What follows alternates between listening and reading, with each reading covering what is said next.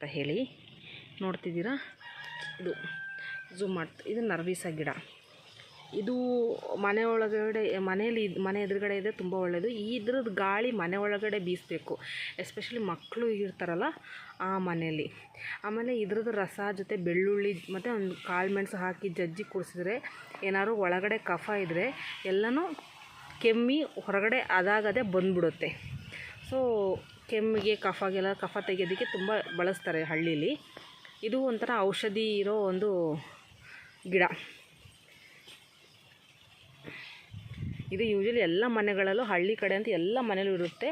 ಮನೆಗಳಲ್ಲಿ ಅದು ಮಕ್ಕಳಿರೋ ಮನೇಲಿದ್ದರೆ ತುಂಬ ಒಳ್ಳೆಯದು ಅಂತ ಹೇಳಿ ನೋಡ್ತಿದ್ದೀರಾ.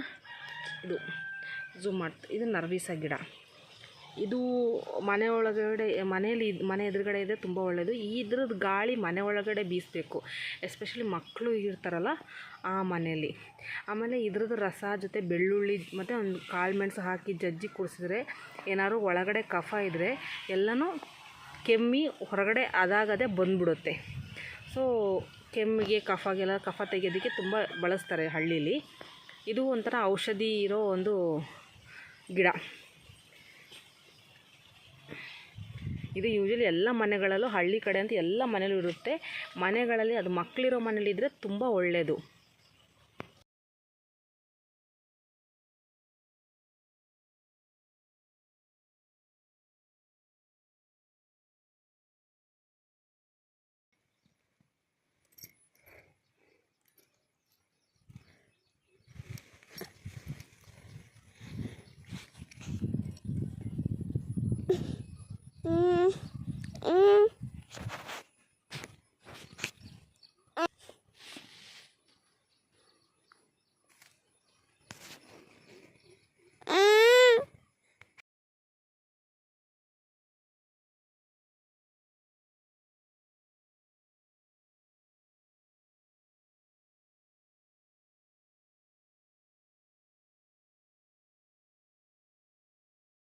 ಇದು ನೋಡಿ ಫ್ರೆಂಡ್ಸ್, ತೊಂಡೆ ಸೊಪ್ಪು.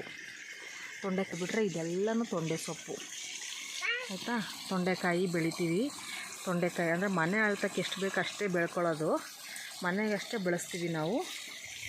ಎಲ್ಲೂ ಮಾರೋದಕ್ಕೆ ಏನಲ್ಲ, ಮನೆಗಷ್ಟೇ ಬೆಳೆಸೋವಂಥದ್ದು. ಇದ್ರದ್ದು ಒಂದು ಔಷಧಿ ಗುಣ ಏನು ಅಂತ ಹೇಳಿದ್ರೆ, ಈ ಸೊಪ್ಪನ್ನು ಅರೆದು ಮೈಗೆ ಹಚ್ಕೊಂಡ್ರೆ ಏನಾದರೂ ಎಲರ್ಜಿ ಥರ ಆಗಿದರೆ ಎಲರ್ಜಿ ಹೋಗುತ್ತೆ.